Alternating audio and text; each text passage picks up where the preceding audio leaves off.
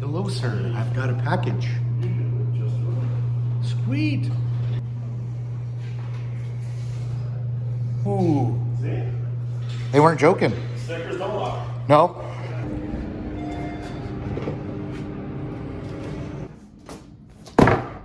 Cool. Package time. Look, fun inside. Let's have a look and see what's going on here.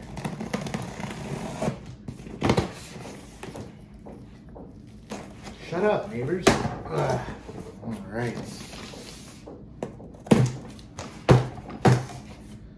Okay. Just a couple of small little things that we acquired for the Miata. Again, as I said in my last video, this is definitely not going to be a crazy all-out build. One thing I really like about the Miata and the platform is there's like an abundant amount of like really cool, inexpensive stuff that you can get for the car to just kind of customize it and make it your own.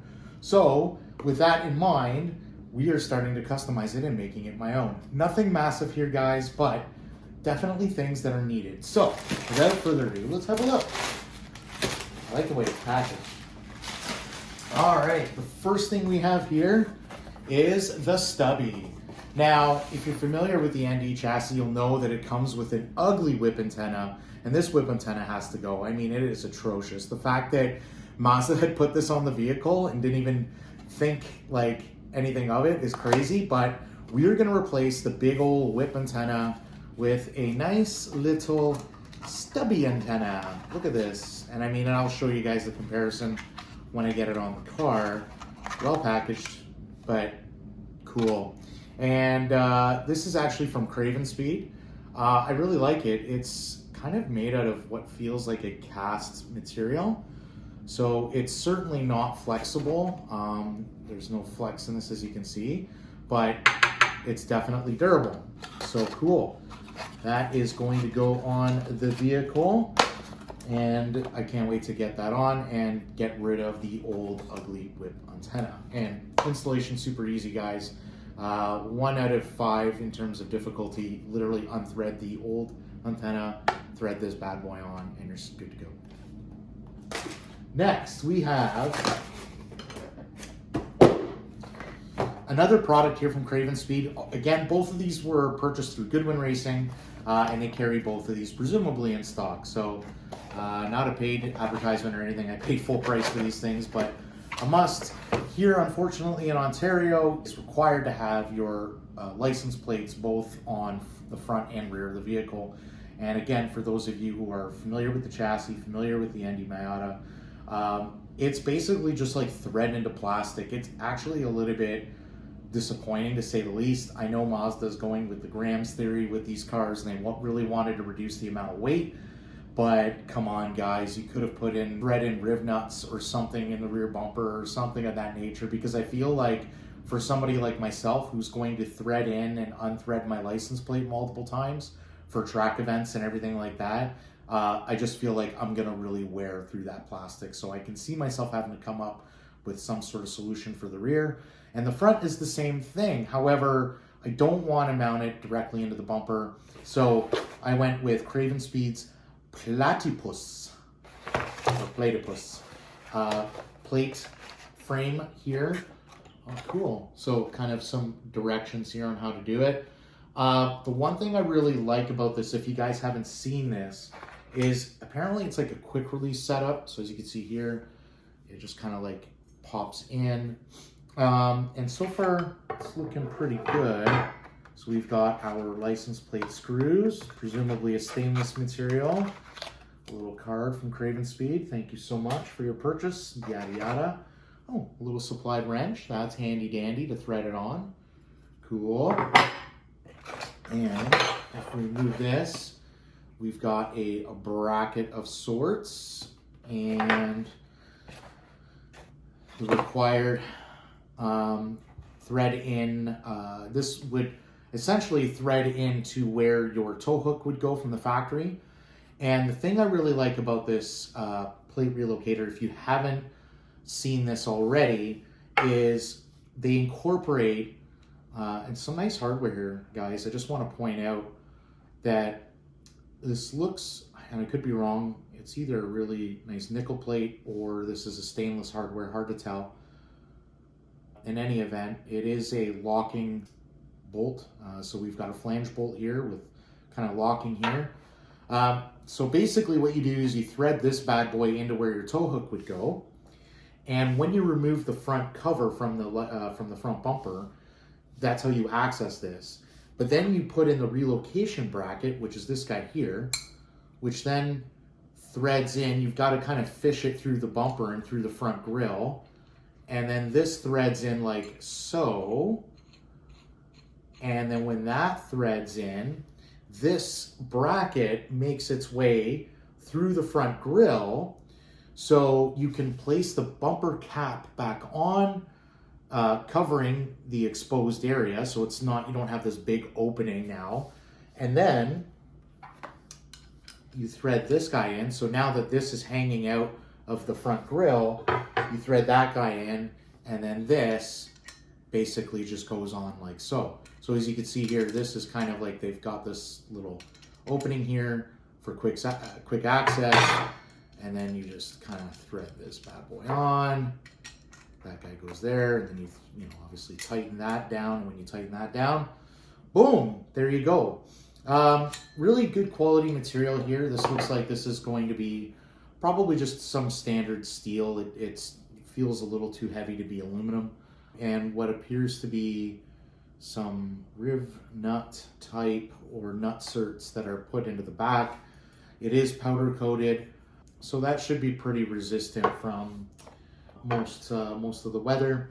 And they've even included a little rubber stop here into the arm, presumably to just hold it in place, plastic pieces in the grill, so that it doesn't go any further than that, and kind of keeps it in place and doesn't allow this to move back and forth, and you know, vibration and all that other good stuff, because it is mounted on the front. So really trick setup there. And again, they've included these little cap screws, which are really nice, that we're just gonna, you know, obviously thread in here. And then it allows me to put I do have a vanity plate, which is a customized plate, but allows me to put my plate on, and then yeah, you can pop this in and out. It is kind of different. Oh, okay, maybe. So maybe if you bring the wrench in through the side, oh, so it gives you just enough space to sneak in. That's neat. So you don't even have to remove your plate from the frame. It gives you enough space to sneak in with this handy dandy little thin wrench they've supplied. So you can just unthread your plate, and then this comes off, leaving just this bad boy in place by the looks of things, which is, yeah, super convenient. Again, for track days when you just want to quickly remove your plate, definitely awesome little unit there for sure.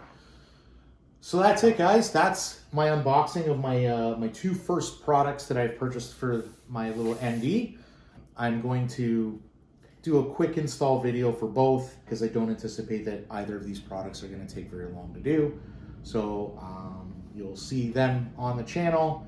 Again, guys, thanks for watching. I hit up Goodwin Racing again for these products. I have seen them on other online retailers.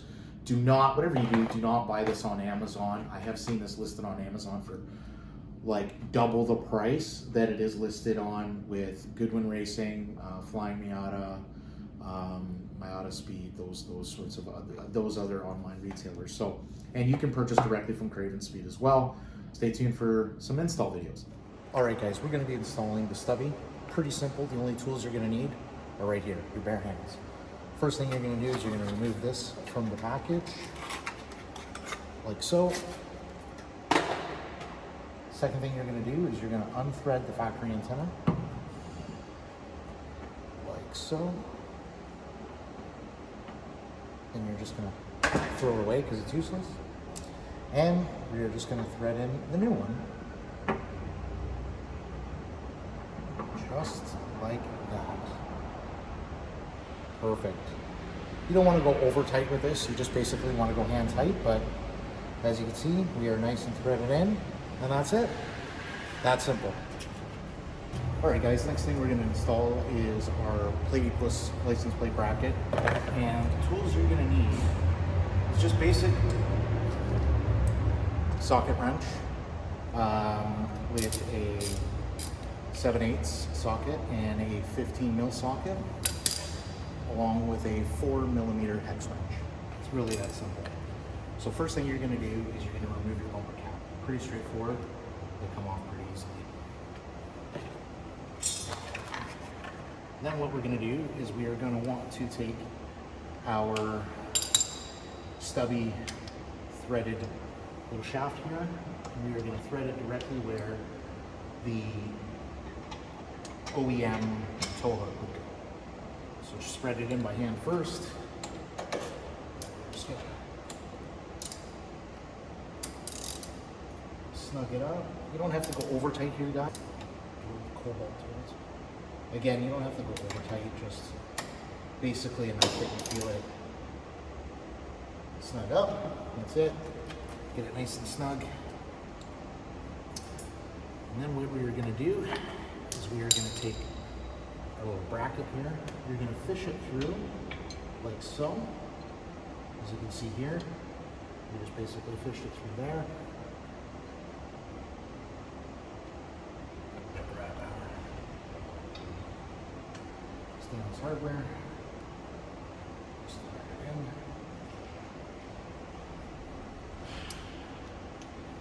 Again, using the socket here. I always recommend threading by hand first.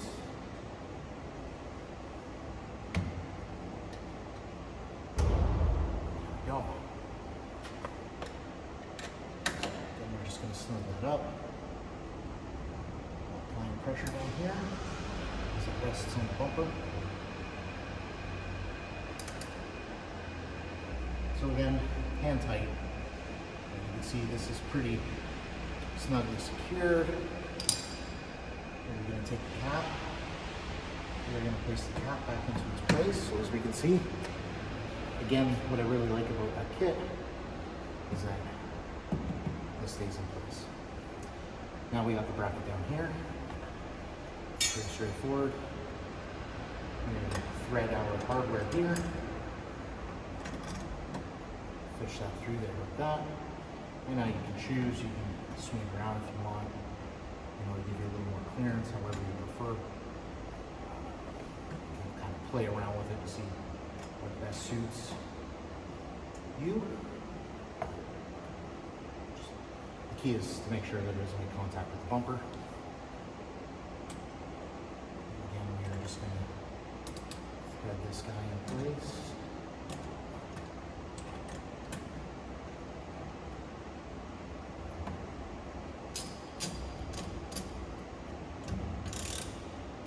Go. Straighten it up by eye as best as possible. And then just give it a little snug.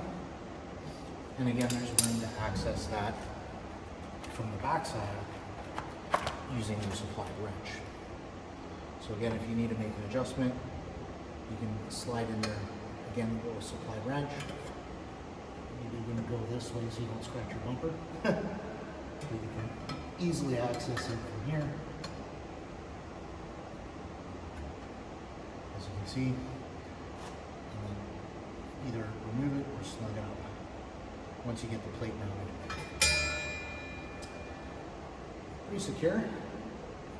There's a little bit of movement in there. I mean, if you really want, you can always apply a little foam tape to the back of that so it doesn't make contact with your bumper, but seems okay. I may apply a little bit of foam or rubber. I can always give this a little bit of a bend too. Kind of adjust it. And there you have it. And then next thing you need to do is just grab your license plate with the supplied 4mm cap screws and then thread them on. It's really that simple. That's it. As you can see, this install took a total of 15 minutes and you're ready to go. So I'll grab my plate and I'll put that on and we're all set. Thanks for watching, guys.